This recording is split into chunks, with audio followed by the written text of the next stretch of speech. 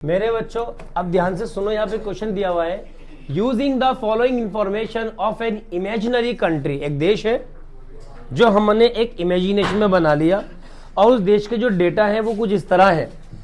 2014-15 का जो उस देश का नॉमिनल जीडीपी है वो 6.5 है और जीडीपी डिफ्लेटर 100 है। 2015-16 का जो नॉमिनल जीडीपी 8.4 है और जो जीडीपी डिफ्लेटर है 140 है। इसी तरह 2016-17 का जो नॉमिनल जीडीपी है वो 9 है और जो जीडीपी डिफ्लेटर है 125 है। ये इंफॉर्मेशन दे दी। अब इस इंफॉर्मेशन के बेसिस पर दो क्वेश्चन हमसे पूछे गए। वो क्या पूछे गए? For which year is real GDP and nominal GDP same and Y.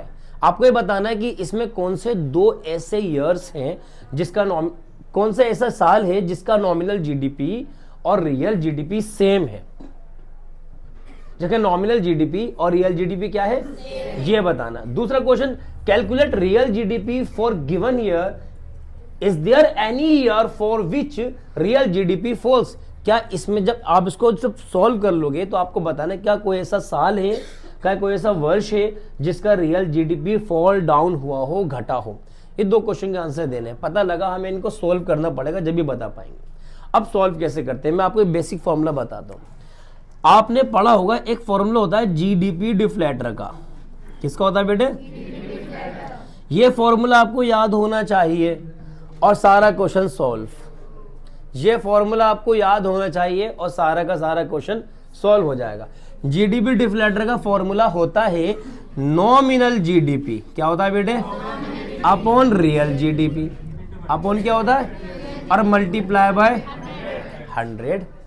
तो ये फॉर्मूला याद है बेटा आपको? जीडीपी डिफ्लेटर बराबर क्या होता है? Upon multiply by. इसी फॉर्मूले को मॉडिफाई करके हम पता है क्या करते हैं। मान लो किसी वजह से हमसे यूं कह दिया कि रियल जीडीपी निकालो, रियल जीडीपी दिख रहा है ना, क्या करेंगे? रियल जीडीपी को उठा के इधर ले आएंगे, इसको उठा के इधर ले जाएंगे। भाई फॉर्मूला किसका चाहिए हमें? किसका फॉर्मूला चाहिए? रियल जीडीपी का। भाई रियल जीडीपी का फॉर्मूला चाहिए ना, तो रियल जीडीपी के लिए हम क्या करेंगे? रियल जीडीपी बराबर नॉमिनल जीडीपी तो ऊपर ही रहेगा, अपॉन में क्या आ जाएगा? अब मल्टीप्लाई बाय क्या होगा बेटे? ये इसका फॉर्मूला बन जाएगा। जीडीपी डिफ्लेटर निकालने का ये फॉर्मूला, रियल जीडीपी निकालना ये फॉर्मूला। सर करेंगे? अबे भैया रियल जीडीपी इधर आ गया, ये इधर पहुंच गया। क्रॉस मल्टीप्लाई ऐसी तो करते हैं या नहीं करते?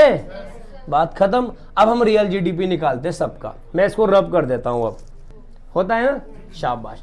अब मेरे प्यारे बच्चों, अब हम सबसे पहले ये बताएंगे क्या कौन सा ऐसा साल है for which year is real GDP and nominal GDP दोनों क्या है और क्यों है दोनों सेम, हमें ये बताना है।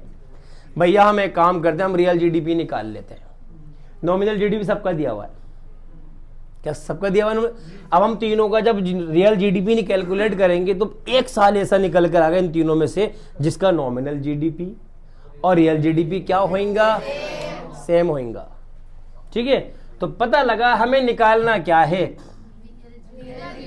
ना। तो सबसे पहले हम किसका निकालते हैं? For the year. यहां से हमारा सॉल्यूशन शुरू हो रहा है। कैफ तुमने हैंड पेन लिखना शुरू कर दिया, पता है क्यों? इसे वाटर कूलर जीतना है। फॉर द ईयर, ईयर कह लो, सेशन कह लो, क्योंकि बात तो ईयर की हुई, हमने ईयर लिखा। 2014 और 15 का हम रियल जीडीपी निकालते हैं। ठीक है बेटे, और रियल जीडीपी का जो फार्मूला मैंने अभी आपको बताया वो सबको जहन नशीन हो गया होगा। होगा ना। और वो फार्मूला है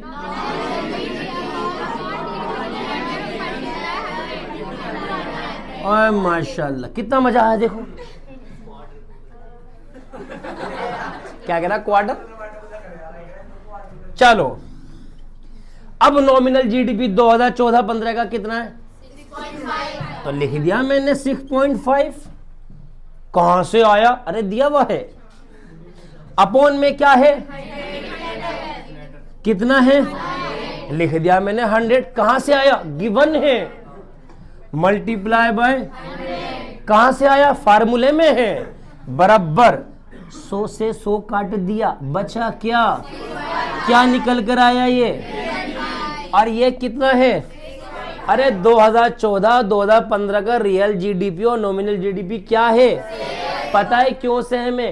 क्योंकि उस साल का नॉमिनल जीडीपी, हाँ उस साल का प्राइस इंडेक्स और बेस ईयर का प्राइस इंडेक्स दोनों क्या है? सेम है। जिस वजह से अगर ऐसा हो जाता है, देखो ये आपका स्टेटमेंट भी बन सकता है ट्रू फॉल्स वाला, कि अगर करंट ईयर का प्राइस इंडेक्स और बेस ईयर का प्राइस इंडेक्स दोनों सेम हो तो रियल जीडीपी नॉमिनल जीडीपी क्या होंगे? सेम होंगे। ट्रू स्टेटमेंट है ना। और अगर ऐसा ना, इसका अपोजिट पूछ लिया गया कि real price index base year का और करंट ईयर का अलग अलग होने पर क्या real GDP nominal GDP same हो सकता है? नहीं हो सकता। उसने कह दिया है तो फॉल्स हो जाएगा ऐसी स्थिति में। तो मेरे प्यारे बच्चों, जो ट्रू फॉल्स बनते हैं इन कॉन्सेप्ट में तो बनते हैं। तो अगर आपसे ये पूछा जाए कि कौन सा साल ऐसा है जिसका रियल जीडीपी और नॉमिनल जीडीपी सेम है, तो हमने सोल्व करके निकाला। सबसे पहले किसकी बात करी और क्या निकालना में? फॉर्मूला क्या है? मल्टीप्लाई बाय नॉमिनल जीडीपी की वैल्यू क्या है? जीडीपी डिफ्लेक्टर कितना है? जीडीपी डिफ्लेक्टर का मतलब करंट ईयर का मल्टीप्लाई बाय जो 100 होता है। ये क्या होता है? जब करंट ईयर का प्राइस इंडेक्स और बेस ईयर का प्राइस इंडेक्स दोनों क्या होते हैं? ऐसी स्थिति में, और ये भी क्या होंगे? तो इसमें आपने बता दी कि 2014 और 15 का real GDP nominal GDP same है। क्यों है?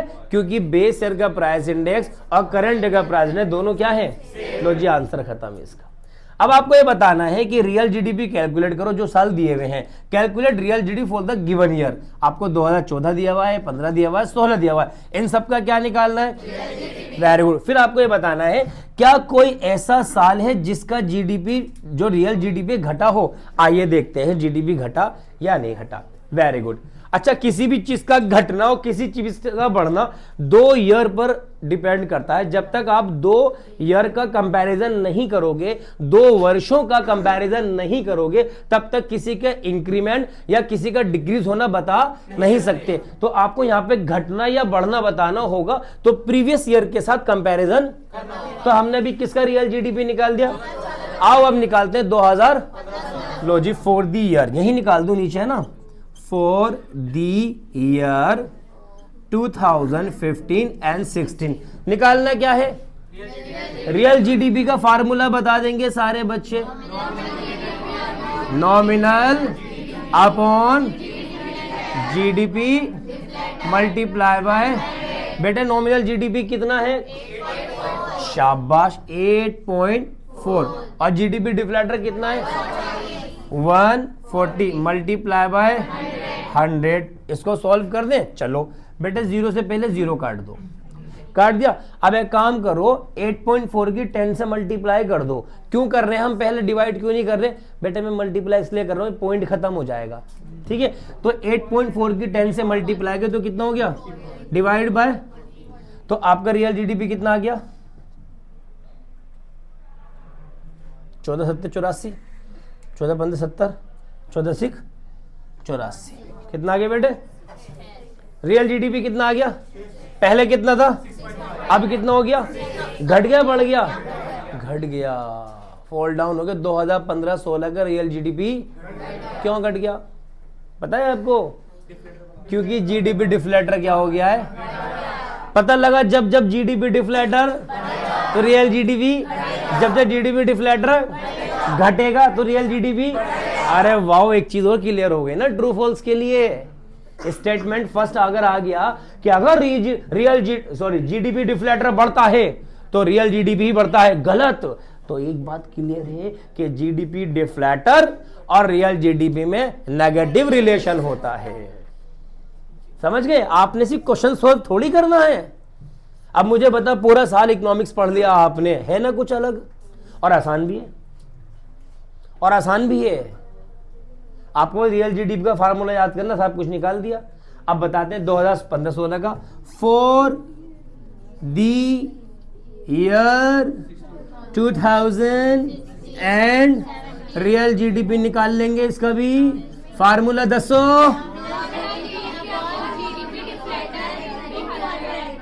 बहुत प्यारे बच्चे हैं, मल्टीप्लाई बाय। अब बताओ नॉमिनल जीडीपी कितना है? 9।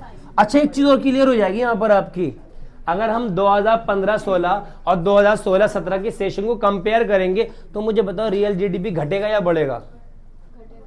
घटेगा। इन दोनों का कंपैरिजन करेंगे तो बताओ रियल जीडीपी घटेगा या बढ़ेगा? बढ़ेगा, क्योंकि जीडीपी डिफ्लेक्टर क्या हुआ है? घट गया है, घट गया। बात समझ में आ रही है ना बेटे? तो बहुत अच्छा क्वेश्चन था कि इन्होंने 3 हमें सेशन दिए, 3 हमें सेशन दिए। चौथे सेशन की अब जरूरत नहीं है, लगभग सारी बात समझ गए।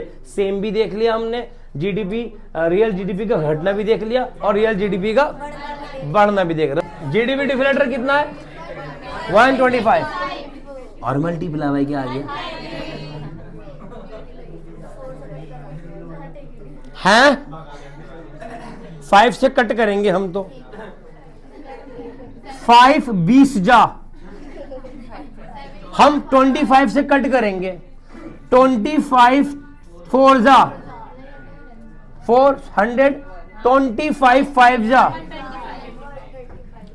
और 9 चौके बटे में क्या आ गया? अब 5 से पहाड़ा पढ़ो, 5 7 35, 5 दूनी 10, 7.2। अरे वाह, रियल जीडीपी क्या हो गया? अब आप इस क्वेश्चन को देखो बच्चों, बड़ा प्यारा सवाल था। अगर ये क्वेश्चन एग्जाम में ऐसे ही रखा हुआ होता, मैं बता रहा हूं इस क्लास में जो बच्चे प्रेजेंट है अपने आप को धुरंधर समझ रहे हैं, वो भी गलत करके आते, वो क्वेश्चन नहीं समझ पाते क्या है। मैं बता रहा हूं ना बेटा, मैं सारे क्वेश्चन ऐसे ही लेकर आऊंगा आपकी क्लास में, पर मेरे बच्चों आप अपनी वो पढ़ाई करते हुए चलना, आप उन चीजों को पढ़ते हुए चलना। सही बता रहा हूं, कोई बच्चा अगर दिमाग में ये लेकर बैठ गया कि भाई बहुत सारा गैप है, अब हम 3-4 दिन आराम करने के बाद पढ़ेंगे, मुझसे लिखवा के ले लो 60-65 नंबर का बच्चा है फिर वो बस। Using the following information of an imaginary country, अब आपको ये इंफॉर्मेशन दे दी, इस इंफॉर्मेशन का यूज करते हुए हमें आंसर दो। For which year is real GDP and nominal GDP same and why. इस डेटा का प्रयोग करते हुए हमें यह बताओ कि इन तीनों में से कौन सा सेशन, कौन सा वर्ष, कौन सा ईयर ऐसा है कि जिसका रियल जीडीपी और नॉमिनल जीडीपी सेम हो। तो आपका आधा काम तो हुआ है कि यहां पे नॉमिनल जीडीपी गिवन है, नॉमिनल जीडीपी गिवन है, नॉमिनल जीडीपी गिवन है। अब इन तीनों का रियल जीडीपी निकालना है और जिस वर्ष का रियल जीडीपी और नॉमिनल जीडीपी सेम आ जाए वो आपका आंसर हो गया। बस आपको ये बताना है कि क्यों, वो तो देखते ही पता लग रहा है, वो तो देखते ही पता लगा। जिस ईयर का जीडीपी डिफ्लेटर 100 होगा उस ईयर का nominal GDP real GDP same होगा। ऐसा क्यों?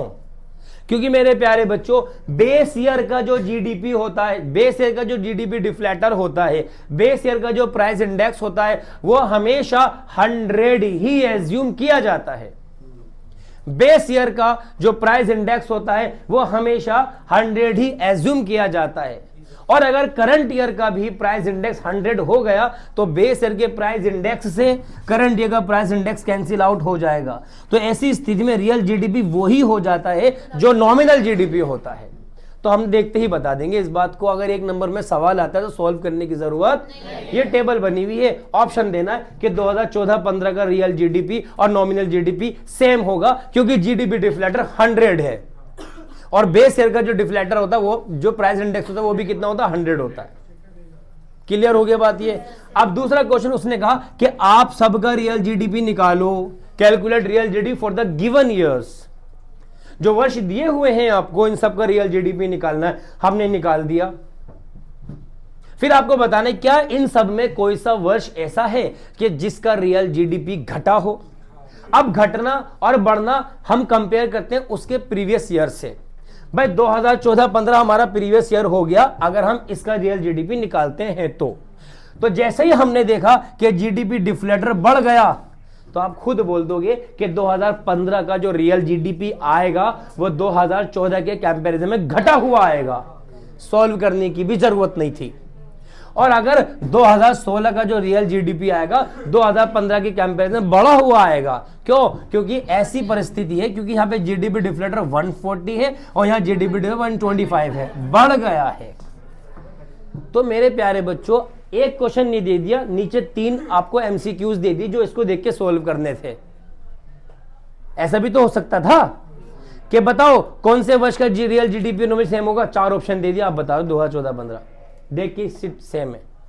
बताओ किसका जीडीपी घटेगा, आप बता दो किनका घटेगा। बताओ किसका रियल जीडीपी बढ़ेगा, आप बताओ किसका बढ़ेगा। इसका तो कंपैरिजन ही नहीं है, इसका प्रीवियस ईयर नहीं है, इन दोनों का प्रीवियस ईयर है। इसका प्रीवियस ईयर 2014 है और इसका प्रीवियस ईयर 2015 है। समझ गए ना। तो ये इंफॉर्मेशन देकर 3 एमसीक्यूज पूछे जा सकते हैं, सभी क्वेश्चन आते हैं कि भाई निम्नलिखित इंफॉर्मेशन के बेसिस पर क्वेश्चन नंबर 21 से लेकर 23 तक सोल्व करो। नहीं आता है ऐसा, आ जाता है ऐसा। तो एमसीक्यूज भी आ सकते हैं, सॉल्व करने के लिए आएगा तो 3 मार्क्स का होगा, और अगर एमसीक्यू तो भी 3 मार्क्स के होंगे, 3 क्वेश्चंस। बात समझ गए? नोट करने की जरूरत नहीं है।